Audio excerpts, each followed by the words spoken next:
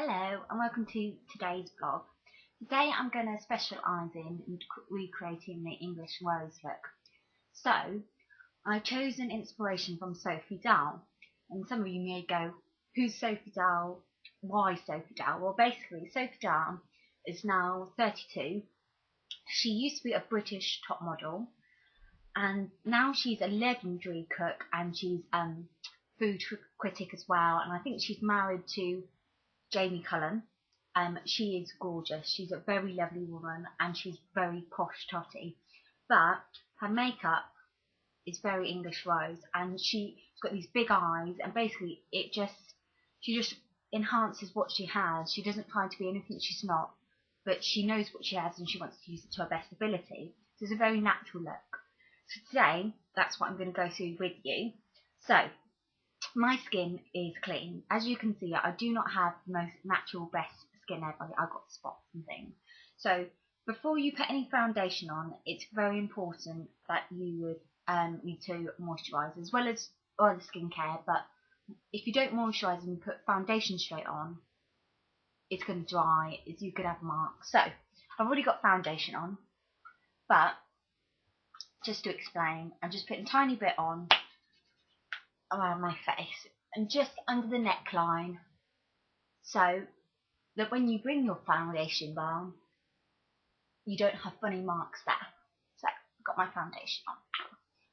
Now also, foundation, just the tip with foundations is you can either have a lighter foundation in the winter and a darker one in summer, or you could always go for your lighter one and then use a bronzer in summer. I get asked that a lot. Just trying to get some of this stupid foundation.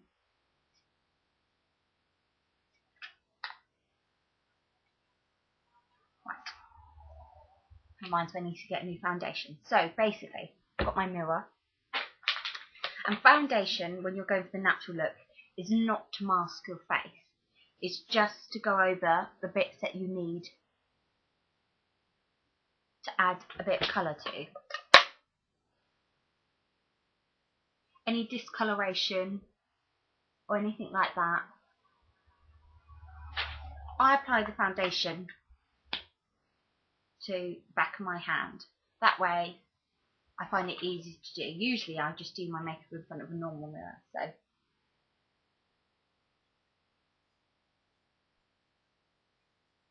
I tend to go over my spots with the foundation. Some people just like leave them and use them for concealer to do, but if it's a natural look, I just go over it like that. Then, so basically I put the foundation on that face to make sure I'm getting all the areas. Then what I do is I bring it down with the hairline. That is a smoother finish.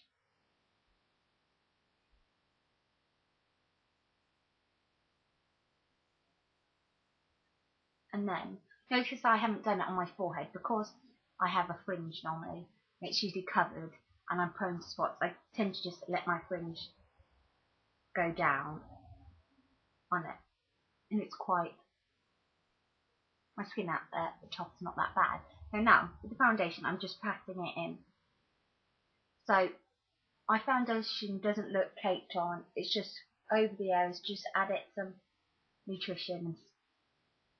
There you go. So voila. Then just for little tips and stuff, just go round your nose with the thing, top of your lip. So sometimes this is where foundation sticks to the dry skin. Now even if you've just exfoliated, you still may have dry skin. Everyone, I mean, it's just little tiny particles, they can just come up whenever. So just make sure you rub them in so you don't have any lines, and check you've done your underneath. Right. Now, my base colour. Now, when I'm at work, obviously I use loads of different brushes and stuff, but this is just to show you the easiest way of doing it. So, and this is what I do at home.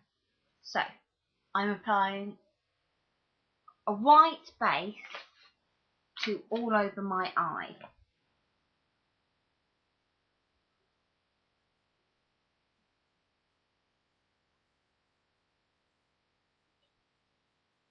I'd say there's any older ladies watching this out here, because the white is very highlighting. I'd use a more creamier colour, because otherwise it tends to get in all your little wrinkles and stuff. It's not very nice. So, right, lovely.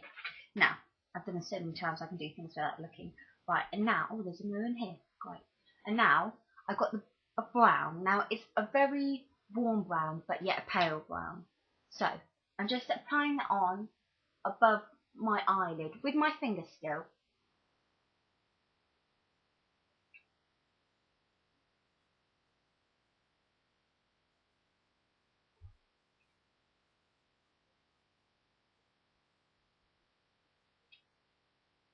And then doing the other eye.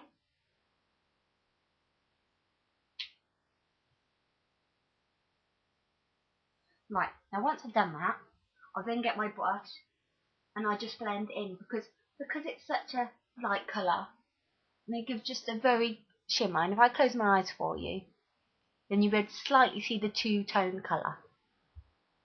Right, now for the mascara. We can keep that there. Now, that's not my mascara. This is my mascara.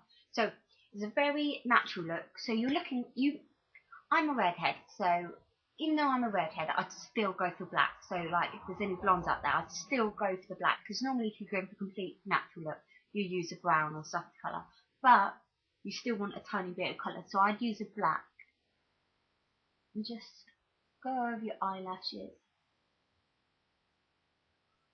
My eyelashes may seem quite dark to you already for redhead. That's because my mum tints them for me for free.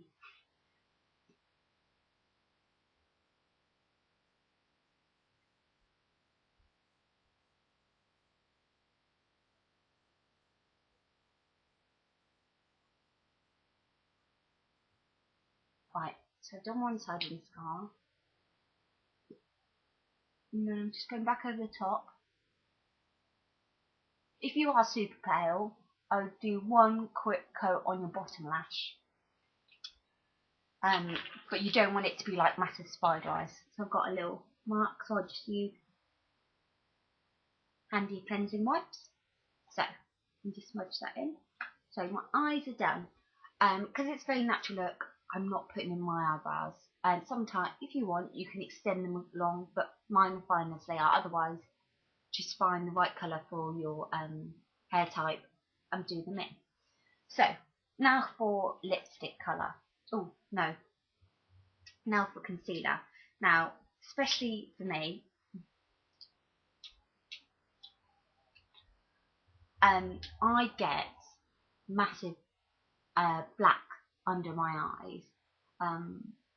Probably because I'm tired all the time, but I get them under my eyes all the time. So, what you do is you go under your eyes, like that, dot, dot, dot. You don't have to be very messy.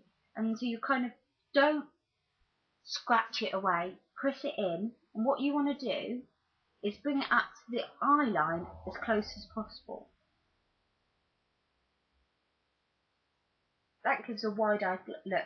And bring it into the corner of your eye, because that will make your eyes seem wider apart and bigger. There you go. Right. So, now, I've got a spot on my forehead. So, I'm just using a bit of my concealer, and then I'm just dabbing it into your forehead. My forehead. Get it right from me. Right. So, and now, lipstick. Now, she's very into her pinks and very natural colours, so I've chosen, basically copied her look off one of her programs, making a cake, and I was very easily distracted by cake because I love cake, but I took enough attention to notice her makeup. So I've got a pink lipstick, and what I'd call it an old granny lipstick, the ones that don't seem very trendy, but they're really nice colour. If you use them in the right way, it makes you very girly, very feminine. So,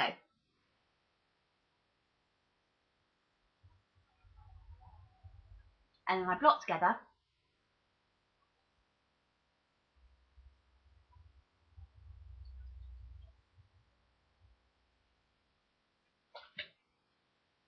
And my lips. And then what I do after that, just to add a little bit of modern glamour to my granny lips,